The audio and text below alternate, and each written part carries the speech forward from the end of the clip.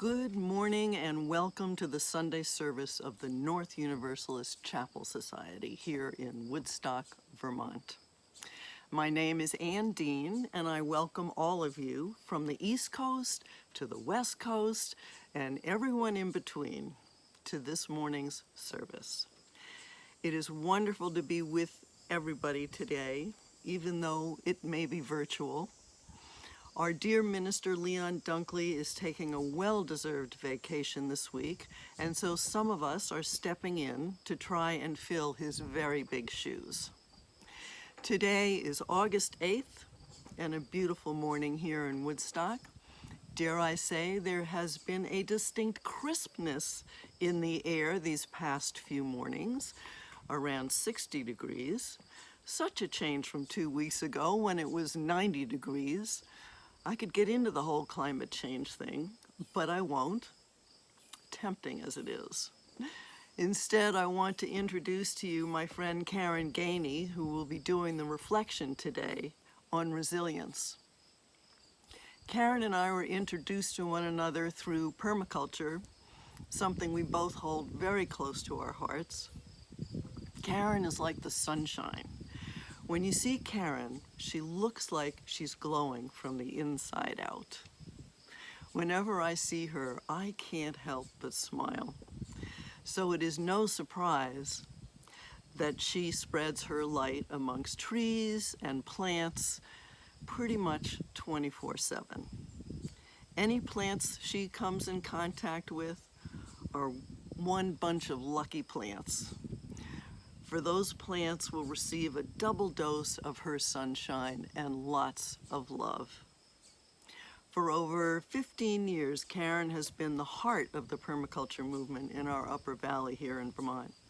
She and many volunteers began planting permaculture gardens in public areas all over the Upper Valley. There are now wonderful examples of polycultures with fruit trees, berry bushes, and perennials. If you happen to be putting in a kayak along the White River and you notice an oasis on either side of the parking lot with fruit trees, berry bushes, herbs, and perennials, it is highly likely it was designed and implemented by Karen Ganey and her volunteer team. As if that weren't enough, Karen is also the founder of Permaculture Solutions, LLC, an ecological landscape design company where she works to develop ecologically diverse and nutrients-dense landscapes for humans and habitat. She has designed and installed gardens for families, schools, hospitals, and communities alike. Karen has worked as an educator and a community organizer, working on food security, climate change resiliency, regenerative design, and permaculture. She also studied consciousness studies at Goddard College and at the Aleph Trust University, where her focus was integrating spiritual consciousness and social change theory and praxis. Many of you know that Karen became the facilitator for the Change the World Kids here in Woodstock, a teen-run nonprofit focused on community service and environmental and social justice. To have someone so special stewarding these children is truly a gift to each one of them. She brings a unique perspective to living sustainably and resiliently in our world today, and will infuse her vast knowledge in the many and varied projects of the Change the World Kids. Today's Karen's reflection will be on resilience. So I'd like to leave you with some readings from Bill Mollison and David Holmgren. In the 1970s, they're the ones that coined the phrase permaculture. It means permanent culture, which includes social aspects as an integral part of a study of a truly sustainable and resilient system. David Holmgren writes in his website, sustainable.org, Permaculture reaches beyond sustainability, designing to replenish and generate life, creating new stores of energy and productivity after providing for basic needs and maintenance systems. It is also described as an integrated, evolving system of perennial or self-perpetuating plant and animal species useful to man. In Bill Mollison's Permaculture Designer's Manual, he writes, "The prime directive of everything related to permaculture is making the decision to take responsibility for our own existence and that of our children's existence." Now more than ever, that statement is very meaningful, is it not?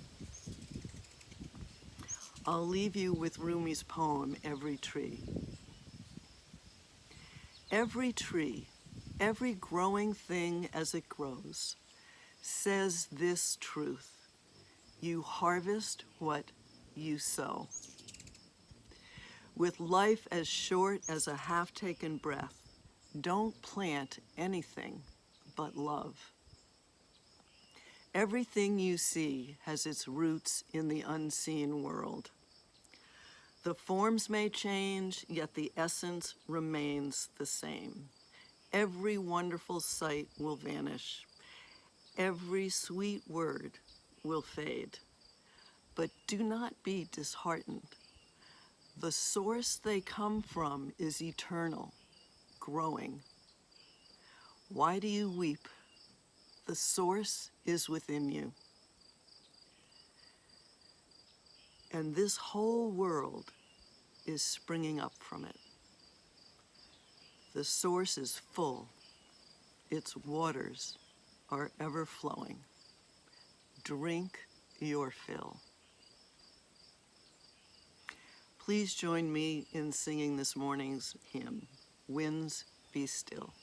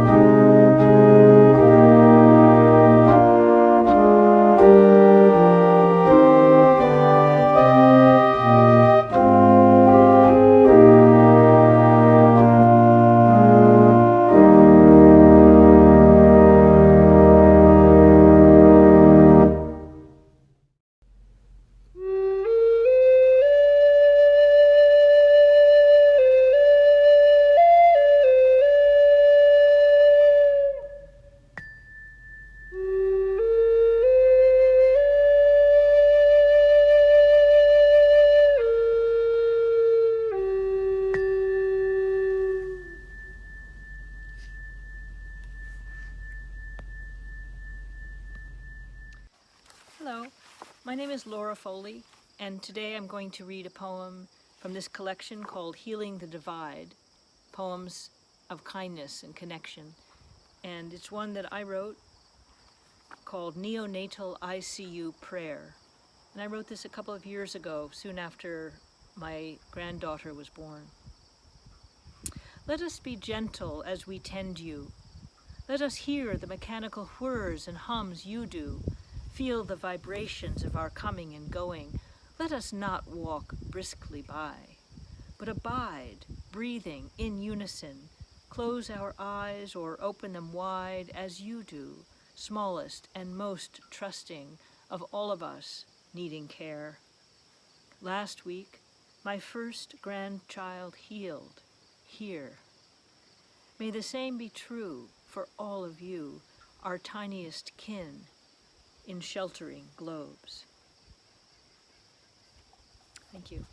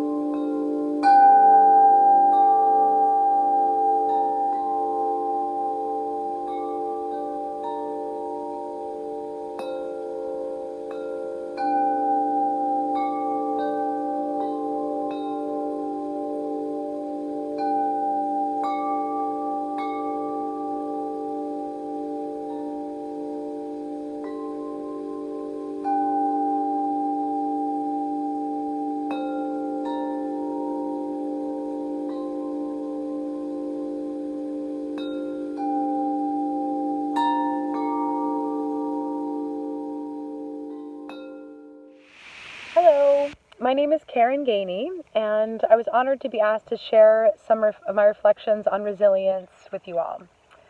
I'm not confident that what I share will be new material for you or that my statements will be groundbreaking, but I have appreciated this opportunity to reflect on resilience during these times of intense individual and collective transformation. So what does it mean to be resilient, I ask? I know that this isn't the first time that we've all heard this term or the first time that we thought about what it means to us. So I looked it up in the Merriam-Webster dictionary, where it says that resilience is the capability of a strained body to recover its size and shape after deformation caused especially by compressive stress. Other definitions include one's ability to adapt to or respond to crisis, or the ability of a system to withstand shock. I was surprised that none of these definitions that I looked up really embraced the point that I really want to make today. The assumption underlying these definitions of resilience is that there is some kind of return to stasis or normalcy after a shock or crisis. And I think that this is an exact misconception that we need to shift from in order to create true possibility from these times. We all know that adversity brings growth. It is virtually impossible to go through a challenging circumstance an illness, a death, some kind of an unexpected change, whether individual or as a collective, and not be changed by it. To make the point further, we've all heard the saying that the only true constant is change. So why would we position ourselves to not be shaped from the inevitable changes that decorate life? Easier said than done, I suppose. But I don't think it serves the greater possibility that we need to individually or collectively lean into if we don't allow ourselves to be truly moved. We must not strive for some type of resilience that has us returning to a state of normal after crisis, for we would miss an opportunity and potentially cut ourselves off from an evolutionary process whereby we might reclaim our interconnection, interdependence, and responsibility to ourselves and each other. I get inspiration from Angel Kyoto Williams from an On Being episode called "The World is Our Field of Practice." I'll paraphrase some of her wisdom, and she reminds us that there is true vulnerability that transformative action must come from. We must take action, and we can take very skillful action, but we must have willingness to be open, flexible, and soft-bellied enough to be moved by the truth of another. I relate this to my understanding of ecosystems and health. We know that stagnant and fixed energy is what creates disease, whether in the human body or in the environment. Morally or socially, we cannot become prey to some fixed idea of what we think is right or wrong, or embolden a reality in which that requires crisis in order to adapt. With our willpower, our intentions, and a bit of courage, we can move out of our comfort zone and challenge some preconceived notions that have successfully othered us all into boxes of race, class, gender, and creed. To be resilient is to be willing to walk on ground that is not solid. To be willing to check our sense of knowing and our own ideas at the door. To be resilient is to adapt and be willing to let go of the shore of certainty and embrace the unknown as it manifests within us individually and also presents itself to us collectively. And we don't have to just adapt, but we can recognize that there's tremendous opportunity in the process of leading into the emergent possibility of these times and move beyond the idea of a return to normalcy. We can embrace indifference and even rejoice in the process of unlearning or even listening to our fears before they consume us, or worse, unconsciously manifest outwardly in the world. We have the ability to look at our habitual unconscious fears and develop a relationship with them so that our ability to shift is not based on some socialized idea of what we think we are supposed to do. We can have curiosity and let go of what we think we know so that we might be changed by not just our own experience, but from the experiences and stories of others as well. Resilience in these times can mean growing from an age of rationality where everything is categorized and analyzed to being able to embrace and sit with indifference or challenging emotions that we are used to pushing away for fear that they may rock the boat. Well, here we are, and the boat is rocking. So what do we do to develop resilience? We don't resist being changed. In honor of this, I'm going to share a poem that I wrote after listening to some divisive news on social media. What state of mind are you addicted to? When does your peace turn to war, your love to hate? When does your war turn to peace, or your hate turn to love? When does your judgment turn to acceptance, or your acceptance turn to judgment? To know these places in ourselves is to know the territory of our own arrogance, the shadows, the trauma, the resistance, the stubbornness. No one is to blame. We are all responsible. Be angry and sad and tired and scared. You will not be first or last on the island of shame. Let it run over you like a rushing river water over ancient boulders. Be shaped by the horizon of time, but don't stay there too long. Control is a trap. cage built from the idea of perfectionist order that grows from fear of the unknown. Familiarity is good for children. Otherwise, it keeps us stuck in believing in rightness. Be uncomfortable. Be vulnerable enough and courageous enough to not turn back. You will not be forgotten in my heart. In preparation for this, I've been skimming through a book by Mika Kashtan called Spinning Threads of Radical Aliveness, where she writes a lot about embracing difficult emotions.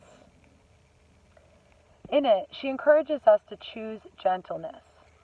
She says, this gentleness requires us first and foremost to be able to be with the fear instead of either overriding it or giving in. Just being with fear changes our inner experience. She challenges us to increase our emotional strength, and by doing so, create options for ourselves to collectively evolve. Similarly, Grace Lee Boggs, the feminist, social activist, and author, notes that it is imagination over knowledge that is really needed in times of crisis and opportunity. Mika says that we have to be willing to have the strength to hold on to a vision that may be ridiculed or judged by others. She goes on to say that very few of us can do that without the support of community, a place to come to or come back to have our sanity affirmed, our vision shared, our suffering understood, and our passion reflected to us by others. So while we seek comfort of understanding, we also must not only look for the familiar. We have to actively seek that which is unfamiliar, and before pushing it away with judgment or criticism or denial, we must challenge our own perceived knowingness, and further ask how our ideas of what we think are right stops us from learning or leaning into the unknown. Dawn Markova calls this risking our significance, and shares her reflections in this poem called Wide Open.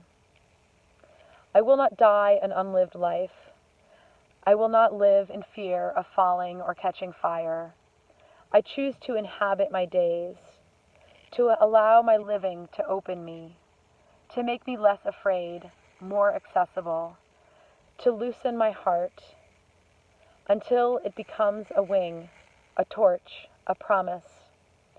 I choose to risk my significance, to live so that which came to me as a seed goes to the next as a blossom, and that which came to me as a blossom goes on as a fruit. She says, even when I am full of doubt, I want to offer myself in full to the world. Risking one's significance means having the inner resilience to not base our sense of worth in our ego. Risking one's significance also means being willing to make a fool of ourselves for the sake of our own growth and learning. It means embracing ourselves and each other as we struggle, fall, shift, and grow. During these times, I challenge all of us to let go of the part of ourselves that seeks a return to normal. We can't stop at familiarity or strive for our own comfort in a world torn by war, pandemic, inequity, and injustice. We don't want to look back on these times and say, well, that 2020 was a tough year. I want to look back on these times and say that the crisis that came with the virus pushed us into a place where our walls fell and we reimagined what was possible. We rebuilt our schools to support emotional growth and maturity for children. We nurtured vision and hope in our own youth. We learned to embrace true responsibility and reconciliation so that there could be justice and peace. We learned to heal our hearts and the land by slowing down. We shifted huge sectors away from profit-driven standards to environmentally responsible, community-held endeavors. So in closing, I'm going to just share one last poem with you all and wish you strength and perseverance and a good amount of discomfort on your path of resilience. Nothing that is worth doing can be achieved in our lifetime.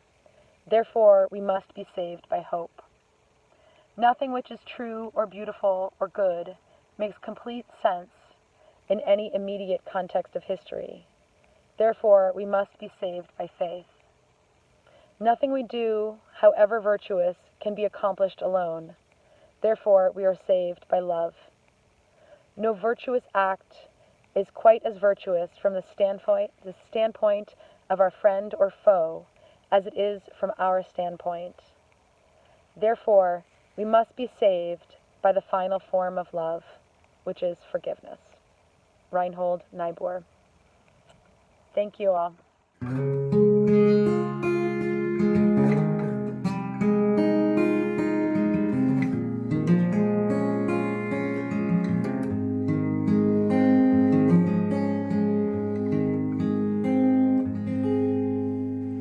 The birds they sang at the break of day, start again.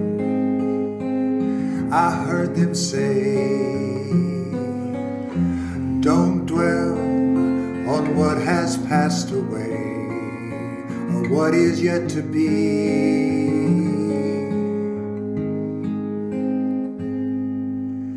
The wars, they will be fought again. The holy dove, she will be caught again. Bought and sold and bought again. The dove is never free. Ring the bells that still can ring. Forget your perfect offering. There is a crack in everything, and that's how the light gets in. That's how the light gets in. That's how the light gets in.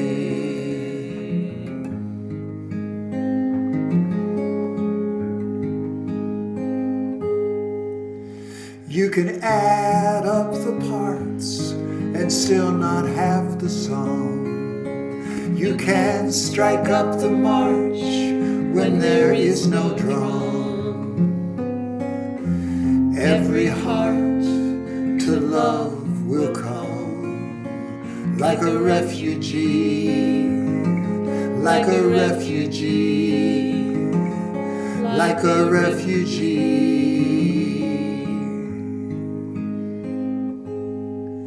Ring the bells that still can ring. Forget your perfect offering. There is a crack in everything, and that's how the light gets in. That's how the light gets in. That's how the light gets in.